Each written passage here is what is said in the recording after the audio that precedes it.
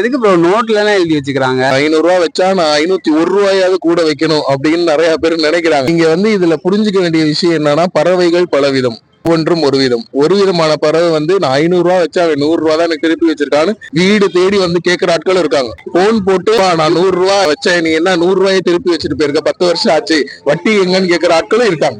நீங்க கல்ச்சரை மாத்தணும்னு நினைச்சீங்கன்னா, எதிர்பாராம ஒருத்தவங்களுக்கு ஒரு விஷயத்த செஞ்சீங்கன்னா கண்டிப்பா கல்ச்சர் மாறும். இப்ப நீங்க மொய் வைக்கிறத வரவேற்கிறீங்களா இல்ல எதிர்க்கிறீங்களா? மொய் வைக்கிறத நான் வரவேற்கிறேன். செஞ்சாங்க நான் திரும்ப செய்யறேன் அப்படிங்கிறதுக்காக இல்ல. நான் புதுசா ஒரு விஷயத்த அவங்களுக்கு கொடுக்குறேன். என்னோட லவ் அவங்களுக்கு நான் ஷேர் பண்றேன் அப்படிங்கிற பர்பஸ்க்காக செய்யணும். தாய் மாமை சீரு, அத்தை சீரு இதெல்லாம் சொல்றாங்க நிறைய விஷயங்கள். இதுக்கெல்லாம் என்ன அடிப்படை அப்படின்னா, அவங்க நம்ம குடும்பத்துல முக்கியமான ஒரு பிரஜை, ஒரு இம்பார்ட்டன்டான ஆளு அப்படிங்கறத நெய்பர் காமிக்கணுங்கிற ஒரு பர்பஸ்க்காக தானே தவிர, இது திரும்பி வரணும்னு செய்யறாங்கன்னா நான் முன்னாடி சொன்ன மாதிரிதான், அது பொய், அது மொய் கிடையாது.